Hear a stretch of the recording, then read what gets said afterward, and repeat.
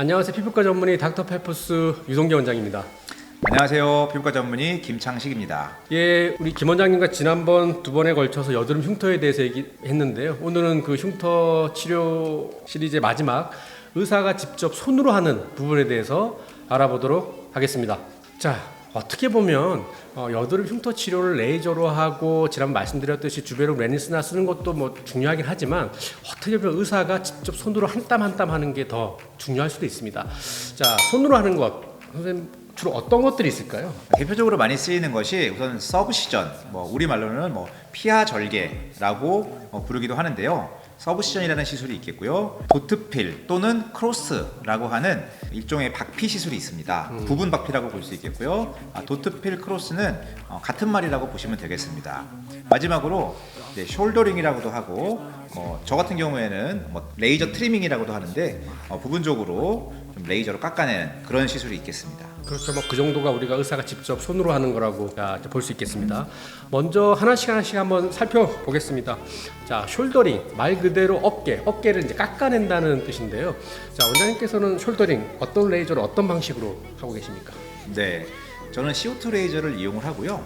잠깐 부연 설명을 드리자면 페인 흉터가 있는데 그 흉터의 종류 중에 각진, 우리 박스 형태의 흉터, 박스카라고 하는데요. 그러한 각진 흉터의 모서리를 좀 깎아줘서 부드럽게 만들어내는 시술이라고 보면 되겠습니다. 그래서 저는 CO2 레이저를 사용해서 모서리를 깎아주면서 흉터가 주변 피부와 부드럽게 연결되는 방법을 사용하고 있고요. 원장님은 어떤 레이저를 사용하시나요? 저는 성격이 좀 급해서 그런지 모르겠는데 업야그 레이저를 이용해서 이제 숄더링을 하고 있는데요.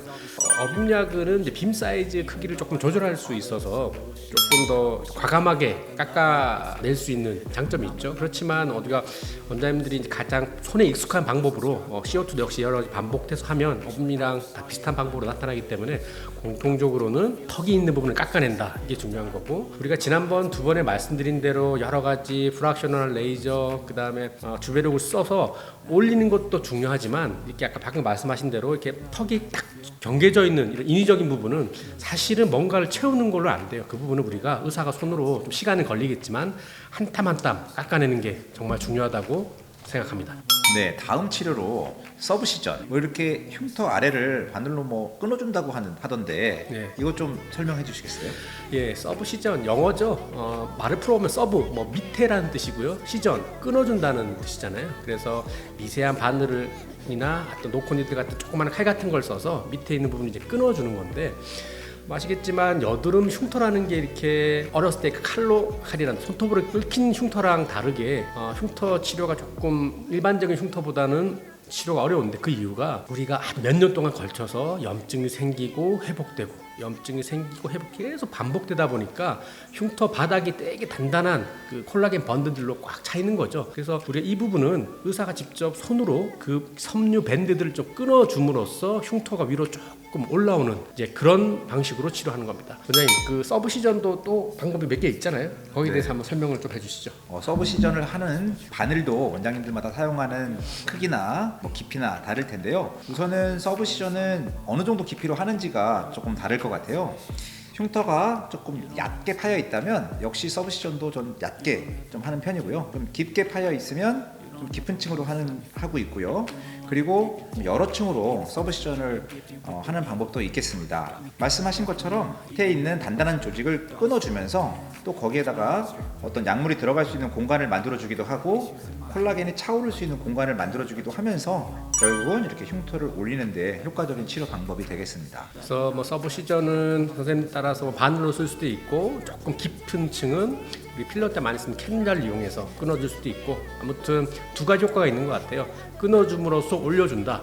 그리고 끊어주는 행위 자체가 역시 미세 상처를 줘서 또 섬유아세포를 또 자극하는 그런 효과도 있겠죠. 자, 그럼 다음으로 TCA. TCA는 우리가 어떤 일종의 염산과 같은 산의 일종인데요. TCA 어떤 부분에 우리가 많이 사용하게 될까요? 네, 참고삼아 간단히 말씀드리면 아까 말씀드린 박스 형태의 흉터도 있고 둥글게 넓게 파인 롤링 스카라고 하고 둥근 형태의 흉터도 있고요. 마지막으로 이제 아이스픽 스카라고 해서 이제 송곳 모양으로 뾰족하게, 주로 이제 모공성 흉터라고도 하고 송곳 모양 흉터라고도 하는데 모공처럼 뾰족하게 파인 흉터가 있습니다. 이러한 경우에는 앞서 말씀드린 다른 치료로는 크게 효과를 보기가 좀 어려운 형태의 흉터입니다.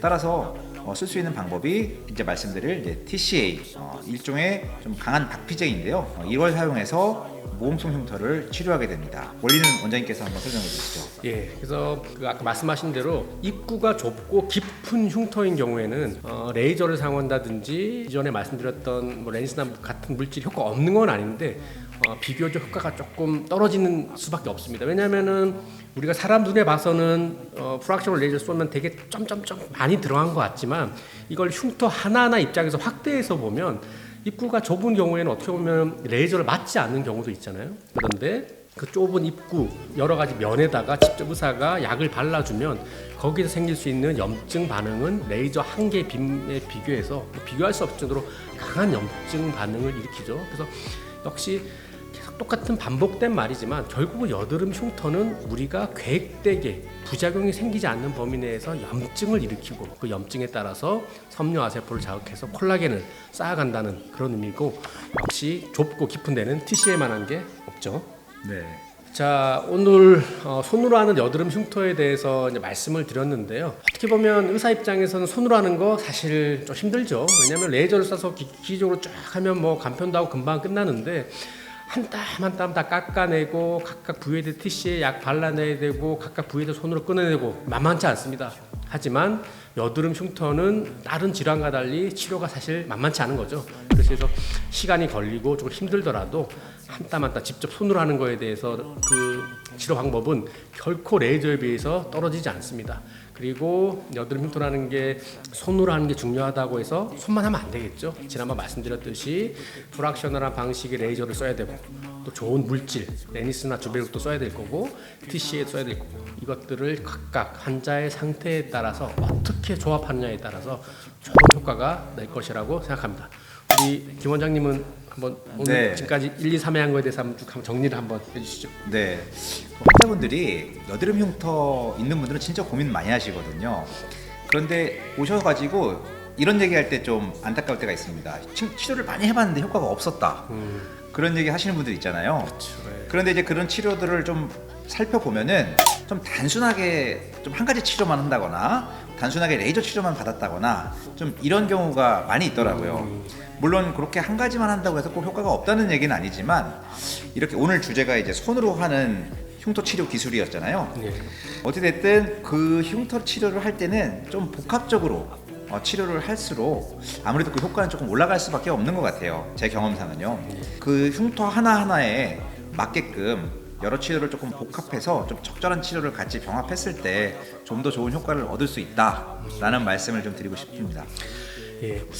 제가 여러 가지 SNS상 인터넷을 보다 보니까 여드름 흉터 사실은 여러 가지 많은 직종에서 이렇게 치료를 하고 있는 것 같은데 사실은 여드름 흉터만큼 어려운 게 없잖아요, 맞죠? 그리고 항상 여드름 흉터 때는 의사 입장에서는 효과와 부작용을 위해서 저울질할 수밖에 없는데 최소한 흉터만큼이라도 부작용이 생겼을 경우에 대처할 수 있는 피부과 전문의 병원에서 치료받는 것이 정말 중요하다고 생각합니다.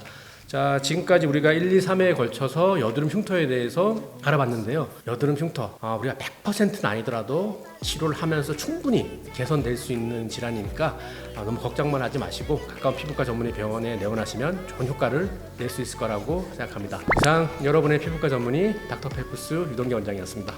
네, 창피부과 김창식 원장이었습니다. 예, 감사합니다. 감사합니다.